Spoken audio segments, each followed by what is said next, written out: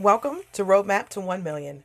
My name is Stacy Zeal, and if you're looking to make more money, gain your time back, and rapidly grow your visibility so that you can impact way more people with your brilliance, you're in the right place. This podcast is your one-stop shop for turning your online business dreams into a reality. My main goal is to give women entrepreneurs just like you the marketing strategies, guidance, and expert insights you need to hit that $1 million milestone and beyond. Whether you're a coach, a consultant, or an online brand that wants to make a big impact, Roadmap to 1 Million gives you the actionable strategies and inspiration you need so that you can implement right away, no fluff, no fuss. So, CEO, are you ready to buckle up and accelerate your growth? Be sure to follow the show and let's dive in. Get ready to uncover your roadmap to 1 million.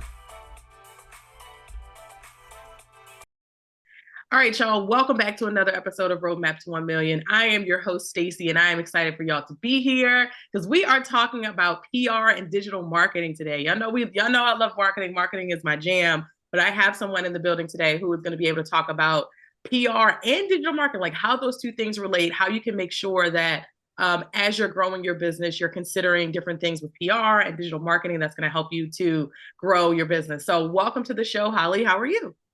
Hi, Stacey. I'm so happy to be here. I'm doing good. Thanks for having me. Good. I'm excited to have you here as well. So you are a partner and head of digital marketing at Full Swing PR, well, Full Swing Public Relations. So can you tell me a little bit about what Full Swing PR does, who y'all help, and what kind of results do y'all help people to get?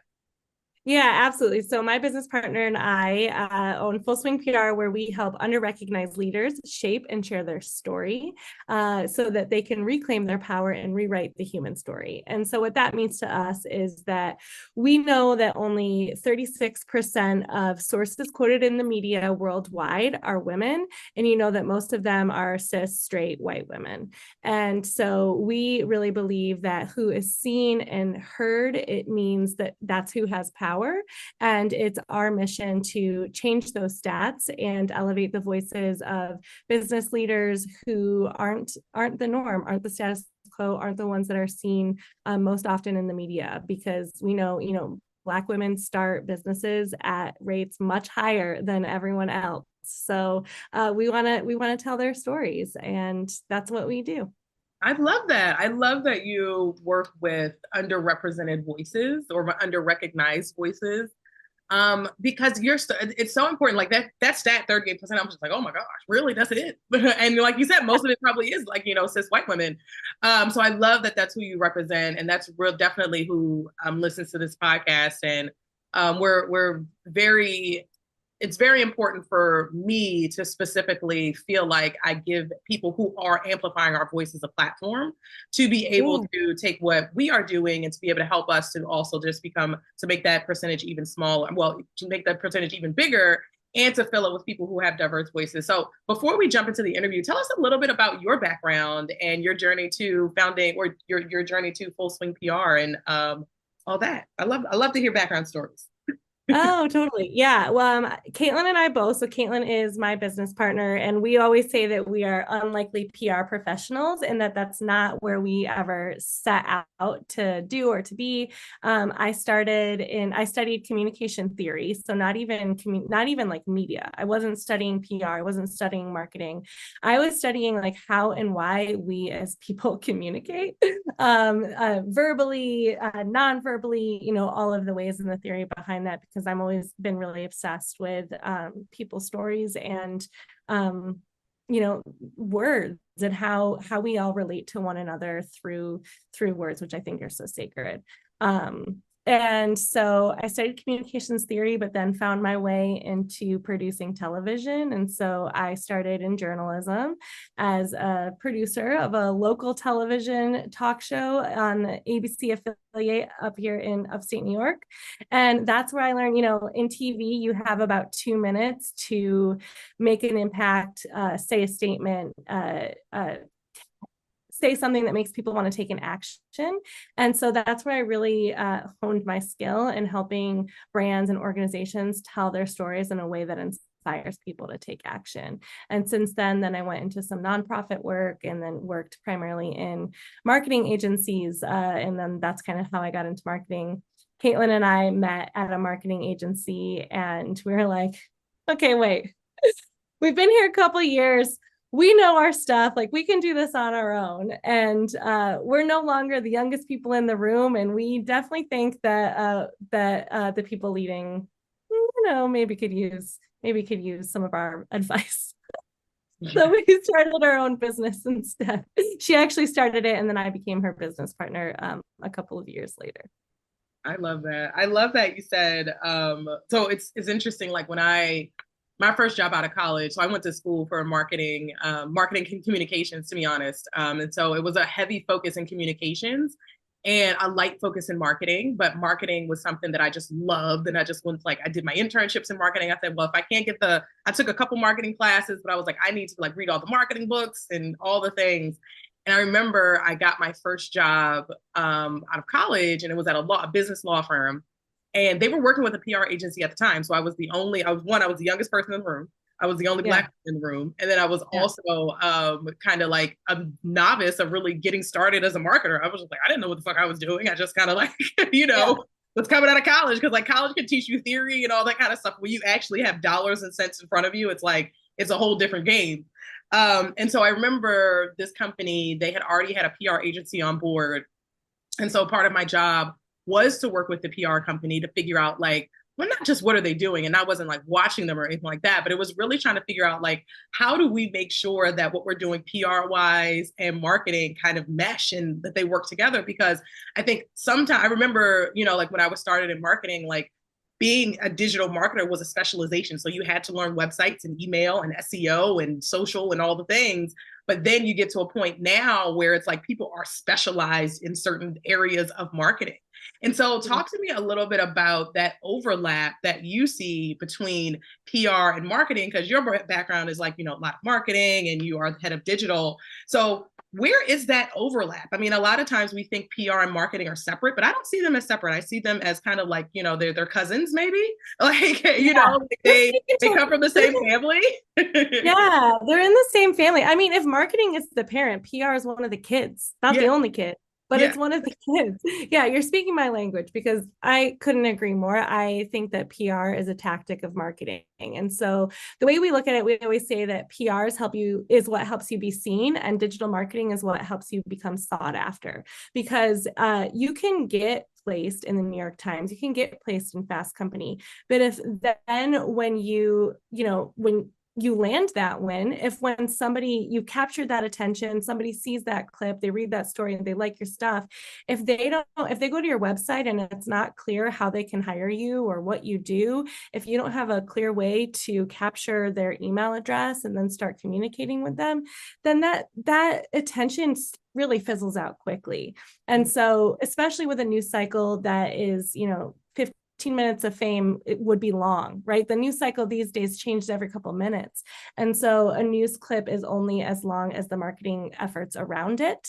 And so we really counsel our clients in helping them determine, okay, yes, you get a media win, but then what happens next? And then we're always looking at, what do you want your audience members to be, what do we want your leads to be doing next? And so we're optimizing, each step of the customer journey to ensure that they do that. Leading your marketing as the CEO can be time consuming and draining, which leads to inconsistent marketing and slow growth. If you're looking to supercharge your sales, gain your precious CEO time back, and increase your impact, our fractional chief marketing officer service at Stacey Zeal & Co. is your secret weapon. Picture this: no more missed deadlines, no more unfinished campaigns, no more jumping from tactic to tactic. You can absolutely achieve all of that without pouring more of your time into marketing, even if you have a small and inexperienced team. Want to know how? Head over to staceyzeal.co/CMO right now to watch our free video. We'll show you the exact strategies and tactics that have helped countless online service providers, coaches, and consultants just like you skyrocket their sales with their existing team. Don't miss out on this opportunity to transform your business. Visit staceyzeal.co/CMO today to watch the video and get ready to make more money, gain your time back, and increase your impact. All right, let's jump back into the episode. I love that you say that, because it's it's not enough to just capture attention, but it's because, like you said, like attention is fleeting, right? You know, attention is going to only last for a couple minutes or maybe 15 minutes if you had that, you know, big placement for that 15 minutes of fame. But then it's like, how do you make sure that all of these people who are now looking at your brand and are trying to figure out who you are, and how do you make sure that they get a clear picture of who you are, what you do, and then the ultimate goal, which everybody on this show wants to know, is how do we turn them into sales? How do we make sure that those people actually do come into our world, become leads, and then actually translates that into dollars and cents? So, and you know, a lot of us that listen to this show, we know marketing, and we're like, you know, and people listen to this show because they want to learn how to do digital marketing a lot better. But when should they start thinking about incorporating PR into their overall marketing strategy? Like, what are some key indicators that it's really time for them to start to consider PR as a part, to consider adding PR to their digital strategy, if they hadn't done that already? Yeah, I know your audience is people who have a proven product and they have a product that has worked in the marketplace, and they know how they're going to sell it, right? I always say that PR is like pouring gasoline on a smoldering fire. You need to have a sales funnel in place. You need to have a proven product, and you need to know exactly how you're going to sell that product. Even if you've only done it 3 or 4 times, you need to have that in place, because what PR does is get you attention. If you're not ready for that attention, if you don't know how you're going to capture the lead, if you don't know the ways that you are going to take that lead from engagement to conversion, then you're not ready for PR, because what will happen is you'll get a lot of attention and it'll go away really quickly. And so have a proven product, have a sales funnel in place. For God, please have an email list. Like, I please have an email list, and then do PR. Yes, I love that you say that, because I say the same kind of analogy when I think about Facebook ads. And you know, Yeah. it's like pouring gasoline onto a fire. And so that fire is essential. Like, you have to get something burning first. And a lot of people want to turn to Facebook ads because they're like, oh, I just want to accelerate my growth, or I want more people to see what I'm doing. And I find in the same way that ads will not save your business, PR is not going to save your business. Like, if your business is not making sales, or you are having a sales problem, right? Like, you're having a problem converting the leads that you are getting, then that means that you need to focus on the organic piece of it, on the organic marketing first, before you jump into ads. And I can say it's the same thing with PR. It's like, before you jump into PR and before you start to try to put yourself on a bigger stage, because that's really what ads do and what PR does. It takes what you're doing and put it on a bigger stage. You need to Yeah. have key components in place. And when you were talking, I thought about how there have been so many stories about people who go viral and it breaks their business. And it's because they don't have these essential pieces in place, because you go viral and you get all this attention on you for 5 seconds, but it's like, what are you going to do with that 5 seconds? How are you going to turn that 5 seconds into 5 minutes, 5 months, 5 years? Because this is not going to be something that happens over and over and over again in your business. Like, I don't, you know, I'm sure with PR, like, you're not going to, you know, you probably will get placements in a lot of big places, but you might not get placements that are going to, you know, that are going to kind of turn your business from, you know, failing to actually, you know, succeeding, right? It really is about taking what you're doing that's already a proven product and a proven offer and a proven strategy that you have in place, and putting that on to a larger stage. So I love that you say that. Yeah. And yes, PR is not sales, but PR leads to sales, yes, right? And yes. so sometimes people will come to us and say, like, I need sales. And it's like, okay, what problem are we solving? Are you solving a conversion problem, meaning that you get people who come in to you, but they don't say yes? Well, then that tells me that your positioning is off, and we need to figure out your positioning. That is totally a PR thing. Or are you solving an awareness problem, where once people find you, they're ready to buy and they're super excited, but you just aren't in front of enough people, and then PR solves that problem too. So is it positioning, or is it awareness that you need? Yeah, yeah, that's such a great way to break that down, because it is just like you said, what problem are you trying to solve? If it's a problem of, I'm not making any sales, you know, I can't get any sales by the efforts that I'm currently doing, adding more attention is not going to actually, you know, take their business and convert it into sales. And I love that you said PR leads to sales. And I find the same thing with ads also. It's like, all of these things lead together. All of these things compound and they build on each other. And I think about, if you're looking at, like, I feel like we're in a world now where people are so reliant on organic social because they are focused on that quick win, that instant gratification. They're focused on the quick win, they're focused on instant gratification, and it's more like it's more tangible. I guess they can see, like, oh, I put a post out and someone responded, they raise their hand and they're ready to go. But when you think about email and some of these other, like, PR and ads and things like that, they are more of a long-term kind of strategy. They're something that is going to add a lot more attention to your business, but it has to be ready for the attention. It has to be, set up in a way that makes sure that the attention that you do garner is going to be actually converted into leads and sales. And so what are some other mistakes that you find that service providers or online service providers or coaches or people who are in our space, what are some of those mistakes that they make when it comes to looking at their digital marketing as well as layering PR and media on top of that? Yeah, I don't think that they necessarily tie it to their bottom line goals. So how is awareness going to, feed the other pieces?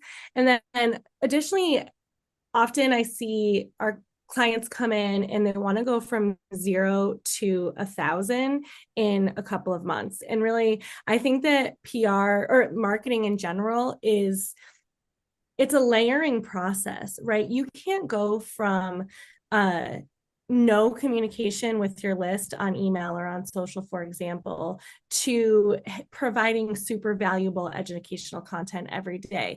Because you're also a business owner with a viable business. You're trying to solve your clients' problems every day, right? Like, you're working on your business. You only have so much time, even if you have a team, to work on your marketing. And so what I always say is it's a layer approach. We start with, if you want to say, communicating with your email list. Okay, you brought Full Swing on board and we're helping you with your PR. We're helping you create awareness.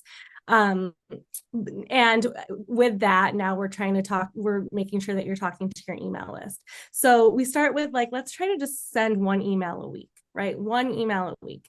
And that means, data show that people on your list see 1 in every 4 emails that you send. So that's good. That's better than sending 1 a month. If you were sending 1 a month, they're only seeing 4 emails a year. You're not going to capture their attention. They're not going to have that name recognition with you, that relationship.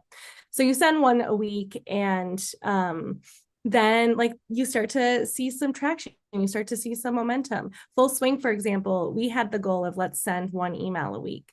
And it took us a year to stay consistent with that. It took us a year to send 1 email a week. After that year, we finally got in the groove. We got our systems in place. And now we added it to 2 emails a week. And then quickly we added to 3 emails a week.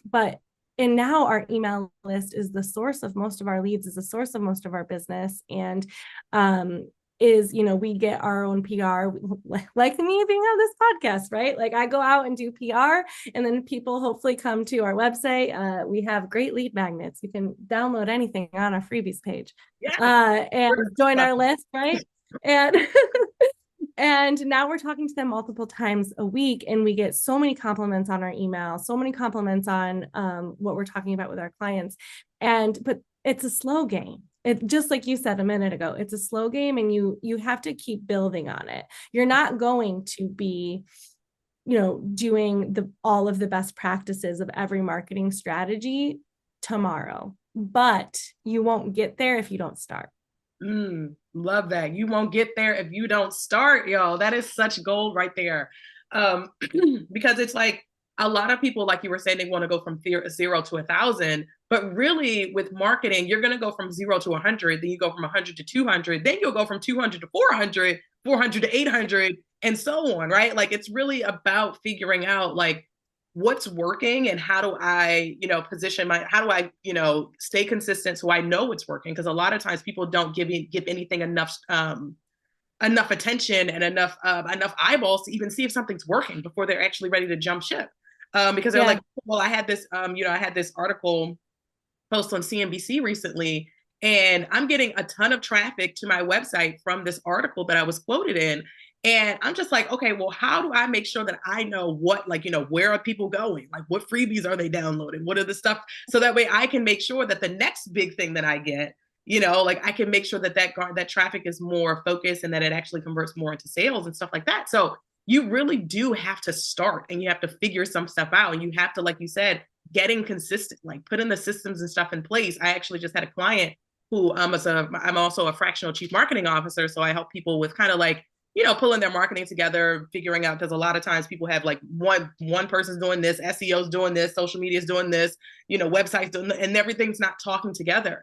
And so I had a client who, she was saying like, we've been trying to do a monthly newsletter for years and we cannot get this newsletter out every month. And I'm like, well, what systems do you have in place to get the newsletter out? You don't have any systems in place to get. Oh, okay. Well, that's the problem. It's not your people. It's that you don't have any systems in place to make sure that this gets done. And so before you go out and try to, go to 1,000, let's make sure we are sending those weekly emails out. Let's make sure that we are actually, getting people who are reading and responding to our emails and opening them. We're sending them out consistently. We're testing different messaging, and we're actually going all in on these different channels that we've designated as important to us before we go and jump on TikTok. And before we go and jump and do all these other things, because all of that requires a strategy too. And like, I know I beat up on TikTok a lot on this podcast, y'all. I'm not a TikTok hater. I mean, a little bit, but I'm not a TikTok hater. But it blows my mind when people are saying like, yep, Facebook ads are working for me. I mean, Facebook's working for me. Instagram's working for me. And then their next step is now I'm gonna go get on TikTok. And it's like, why? When you haven't retired yet, or you're like, okay, when Threads came out and everyone was like on Threads, and my whole team, and so Threads was, Instagram launched it, right? They're trying to go after Twitter. And my whole team is like, we got to get on Threads, and I'm like, whoa. Absolutely not. Like all of our clients are like, do we get on Threads? I'm like, absolutely not. And here's why. You could get me on a tangent on that right now, and maybe you don't want to. Why not? I love tangents, so go for it. Okay. So here's what I said to my team. Facebook, obviously, who owns Instagram launched Threads, has a very well-documented theme of going after other competitors in that space and like launching a new product within their product as to compete against their space. For example, before Instagram stories launched, there was a successful like other video platform. I forgot what it was called now. Vine, right? Like Vine started, and then Instagram stories launched. And they they got rid of Vine. This is another example of they're trying to go after Twitter because Elon Musk has it now, and they see that as an opportunity, right? And they tried to capture it. But it got everyone's attention for a week and then it fizzled. Mm-hmm. And so I want you to go and try out this new thing before it's tested. Like, let other people test it. Let's see if it's working. And also, like, you don't have time to invest in another platform, another strategy. Like, no, we're not going there. Like, who uses Threads anymore after the big, like, 2 weeks where everyone was so excited about it? No. Also, exactly. It was trash. Exactly. That's such a great example, because I saw a stat that said that Threads was the most downloaded app in history, like as far as like the time frame. But then also a few weeks later, it also the usage plummeted. Like people downloaded it, they jumped on there, everybody had a frenzy. They were like, oh yeah, I hate Twitter, so now I'm gonna go on Threads. And I'm like, if you hate Twitter, why do you think you go like Threads? It's the same. It's exactly the same. Yeah. Yeah. And Instagram did the same thing with TikTok. TikTok came out, they launched Reels, and that's been kind of successful, right? But it's like Instagram does that, and it's just another business trying to get your attention. They're away from their competitors. So don't whiplash your strategy for your business based on the objectives of another business. And I think it's really important as business owners to understand that these platforms that we're using for our businesses are businesses too. And so we need to have sustainable strategies rooted in what's working for us, not what's working for those platforms, those algorithms, etc. Absolutely. I love that, because it's so true. It's like they are a business, and Facebook and Instagram's their business. I mean, I think that's even how Facebook ended up buying Instagram, right? Like like Instagram was its own standalone kind of thing. It was doing its thing. It was getting popular. And then Facebook was like, ooh, let me buy it and put it under my umbrella so that now, we own more attention. because that's what these companies are trying to buy. They're trying to buy our attention, and they know that our attention is fleeting and that we're going to chase, shiny objects. We're going to go from this platform to this platform. But what has staying power? What's something that's going to last long term? Like if you think about, like a lot of people now have jumped on the short form video wave, and I think short form video is great. It's fine. It's good to get your message across, but that's not going to beat a blog post. That's not going to beat a podcast episode where somebody can actually consume all that you have to say and then really feel like they've built a relationship with you and actually, feel connected to your brand. Because a short form, like a reel, and same thing with TikTok. I remember seeing something with on TikTok where this one influencer, she had millions and millions and millions of TikTok followers. And she tried to have an in-person event, and she didn't get anybody to show up to this in-person event. And it's like, because TikTok users want to stay on TikTok. They don't want to, they don't feel like they have much of a relationship with you other than they're following you. And maybe they're seeing and TikTok is made to show you new content. So it's not made to build that relationship that you get when you listen to a podcast and you subscribe and you listen to a few episodes, or when you subscribe to somebody's blog, or you even subscribe to somebody's YouTube channel, right? Like you feel like you have that connection. And I think it's so spot on what you said, that a lot of clients are trying to jump from platform to platform to platform because we're trying to chase this little instant bit of success. But because blogs are boring, podcasts are boring, right? Like YouTube videos, that's boring, right? That's long form. It's something that takes a long time to build. But it's evergreen content, and it's something that stays around forever and ever and ever. So I love all that you said. So can you give us an example? Because I know that you sit between making sure that, not only our PR, is like we're getting attention PR wise, but we're turning that and translating that into digital marketing and that turning that into sales. Can you give us an example or any success stories that you have from some of your clients that have successfully integrated their PR and digital marketing efforts to then take their business to that next level? Yeah, definitely. Well, so what we say is we're a communications firm, right? We lead with PR because I have found, and I know I'm talking to an ads expert, I have found that PR is the best way that small businesses can 5 times, 10 times, or even 100 times their reach, more faster. Thank you for that. Love that. It makes sense. Faster. Makes perfect sense. And more affordably, because, we all know as business owners, or at least that's a sweeping assumption, but I think we've all done the organic growth train, right? It takes a long time to grow organically on any social media platform. It's a great tool for awareness, any social media platform that your audience is on, but it takes a long time to grow. And, only a portion of the people follow you, see every post that you create. So you spend a lot of time creating maybe 3 or 4 posts a week, and only a portion of your people see that. If 1,000 people follow you, or even 10,000 people follow you, you're not getting a great pool, a huge reach, right?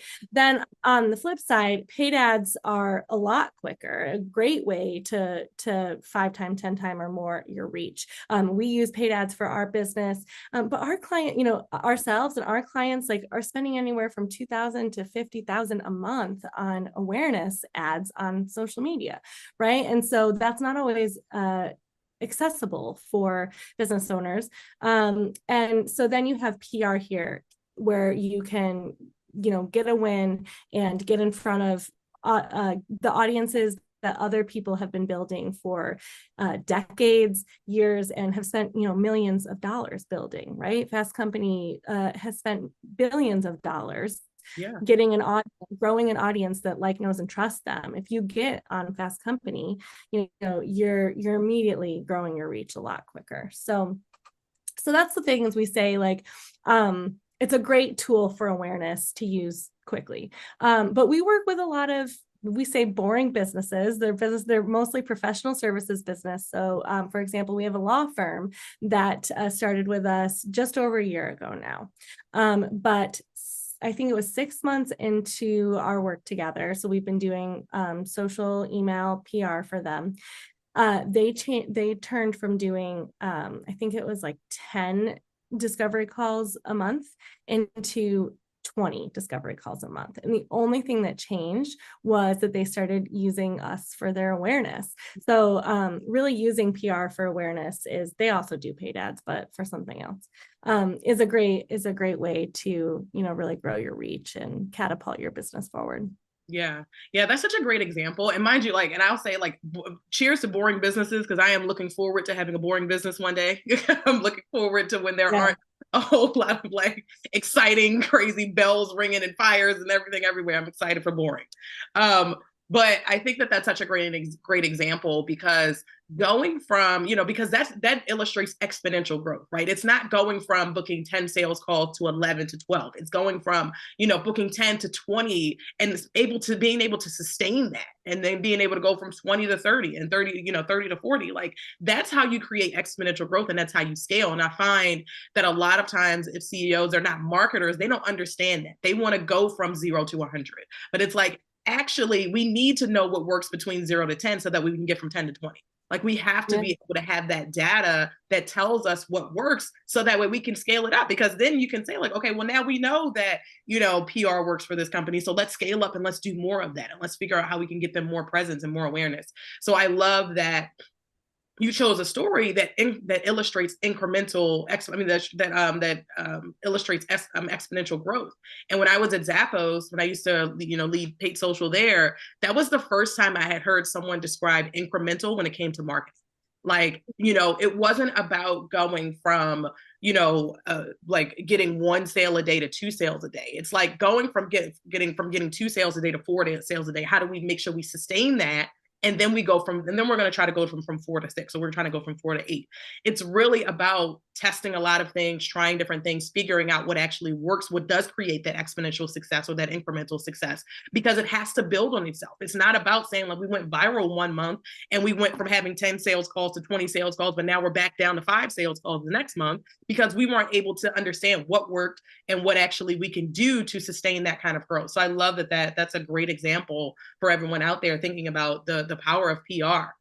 So lastly, tell me a little bit about what advice would you have for online service providers who are just starting to explore the world of PR, and they want to ensure that it does track back to that growth that they have in their marketing. So we talked about what they need to have in place before they really start, before they start to dive into PR. But what is some advice that you would have for them, for people who are kind of just getting their feet wet with PR? Yeah. So often when people are just getting started, I will ask them what their target outlets are, and they'll say outlets that have, top tier names. And those are so important, and you should go after them. And they're not the first stop. Going back on our, building momentum theme of this podcast episode. So I always say, don't forget about local and regional press. There are a lot of small wins that you can have on your way to those bigger wins. For example, a different law firm that we work with, we've been working with them for 4 years now. They are a regional law firm. They only service people within a certain base. However, they are just now starting to want to grow into bigger markets. But for the last couple of years, we've only been getting them local and regional wins. So that's, their local trade publications, their local news news outlets. What are the awards that are happening in those smaller spaces? What are the events or speaking opportunities that they have in those local and regional places? We focus on getting them there, and then we shared them all on her LinkedIn. And so every local or regional win that she got was on her LinkedIn. Well, then Nancy Grace, a big, obviously big name, top tier media person, a producer from there, was on LinkedIn trying to find attorneys, law firms who could talk about this specific topic.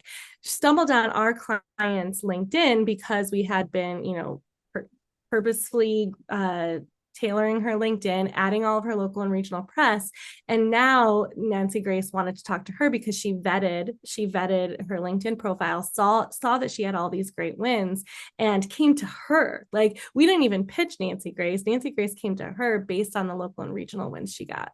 So don't rule out, on your way to those top tier placements, don't rule out the lower lifts. Like where's your alumni publications? Like, can you talk to the college that you graduated from? I'm sure they have a podcast or, etc. Like, where are the other smaller places that you can get into?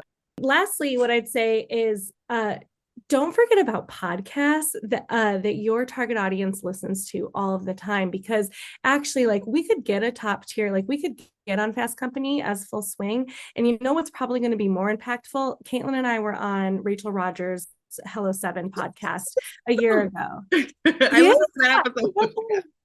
Right? Okay. That is full of our target audience.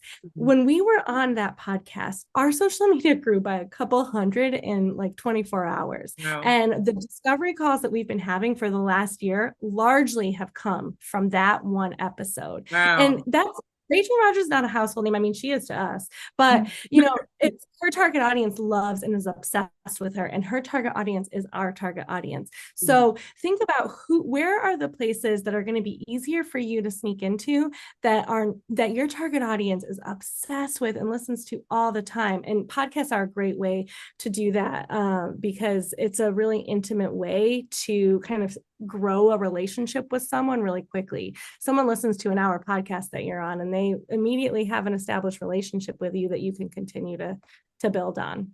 Yeah. I love that. I love what you said about the alumni, looking at your alumni books and things like that, because I get an alumni book from my college. Shout out to Stevenson University. And so I get something from them all the time. And I always look at it, even though every time I check my mailbox, I'm like, oh my gosh, this is a thick ass book. And they're sting me again. But I always look at it. I always look at it because I'm curious. I'm like, is anybody I know in here? What's going on? Like, I'm always looking. I'm always getting, get their emails and that kind of thing, because I already had that, that connection to them. And then I love what you said about, podcasts, because you're so right. Like, especially if a host is going to bring you on, then they most likely have some kind of trust, and that audience already trusts the host. So because y'all know on this podcast, I'm not bringing no guest on here that's not going to be great and that's not going to give you value. And so there's that inherent trust, because y'all know I give you value, and I want to make sure that my podcast provides value to my audience. And so that if you're not following the show, make sure you're following the show. So I always try to provide value, and I always bring on guests that are also going to bring value. And so there is that inherent trust there. And like you said, like we were, kind of what we were talking about before, is that podcasts are evergreen. So like you were saying, you're getting discovery calls from a podcast that premiered, a month ago, like 6 months ago, 6 months to a year ago, and you're still getting calls and stuff from it because they have staying power, because they are evergreen. So I love all that we talked about today. I actually just wrote down the title of the episode that I'm playing around with when you were saying, we were talking about momentum. And I feel like that's exactly what we've been talking about today. It's like building on that momentum that you've already built, taking that spark that you already have in your business and pouring the gasoline on it and lighting it on fire. So I've had such a great conversation with you, Holly. Tell everybody about how they can connect with you, your freebies that you have, where to find you, all the things, so that they can make sure that they learn more. And these will also be in the show notes, y'all. We'll have all of the stuff that she mentions right now in the show notes as well. So if you can go check that to get the links. Yeah, absolutely. So we are Full Swing PR. We do public relations for professional services, companies, under-recognized leaders, and folks who really want to share their story louder and grow their businesses.